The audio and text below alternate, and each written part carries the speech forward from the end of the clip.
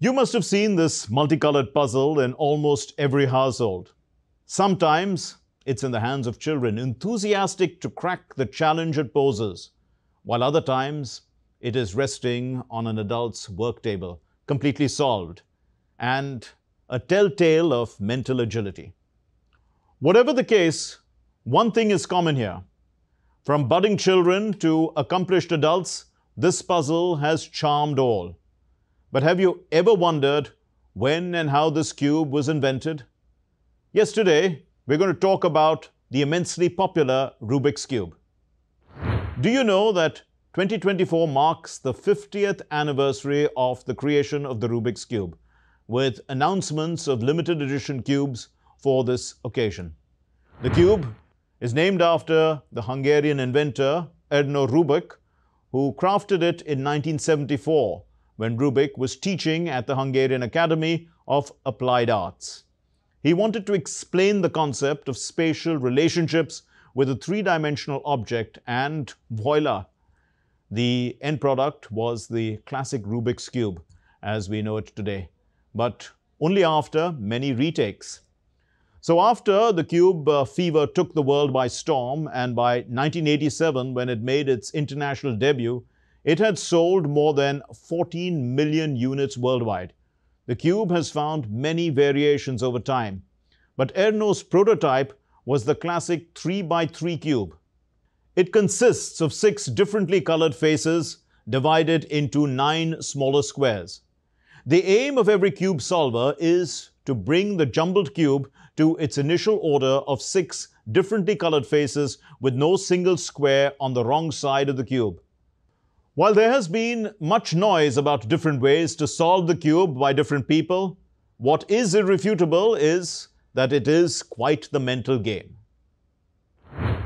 Nowadays, many variants of the cube are present in the market, providing new arenas of challenge to seasoned cube solvers.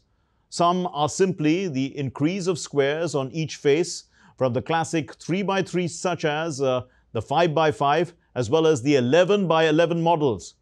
Other complex cubes include the Pyraminx, which are pyramid-shaped Rubik's puzzles that have triangles for faces instead of classic squares, and the dodecahedron-shaped Megaminx with 12 faces. Moving on from just a fun pastime, cube solving became a competitive sport with the first ever Rubik's Cube World Championship held in Budapest in 1982. The sport gained a renewed momentum in 2004 when fellow speed cubers Ron van Bruchem and Tyson Mao founded the World Cube Association, a body to regulate future cube championships. Since then, speed cubing has only advanced as a sport, with winners breaking the record times on every new championship. The current record holder for solving the 3x3 cube is Max Park, with a record time of 3.13 seconds. According to the World Cube Association, the current national record holder of a 3x3 cube is held by Aryan Chabra, with a time of 4.81 seconds. Solving a Rubik's Cube is an excellent mental exercise. It helps in developing a problem-solving attitude as well as building patience and persistence. It also helps in enhancing eye-to-hand coordination and pattern recognition. Whether you are a professional speed cuber or just a fellow cuber who enjoys solving Rubik's Cubes, keep twisting, turning and challenging yourselves with this puzzle. Solving a Rubik's Cube is just not about completing the puzzle. It is a journey that tests your patience, perseverance, skill and overall problem-solving attitude. Keep at it. Sports and records are good for self-esteem. But did you know that solving the Rubik's Cube has a positive effect on our minds as well? The cube can help people with hand-eye coordination and to improve focus.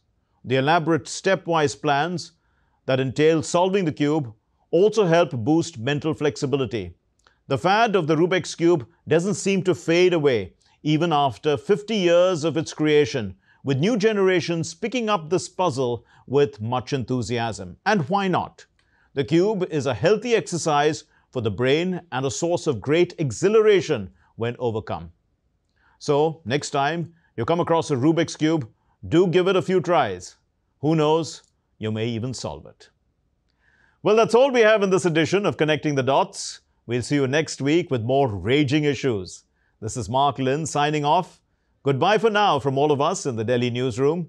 Take care, stay safe, namaskar.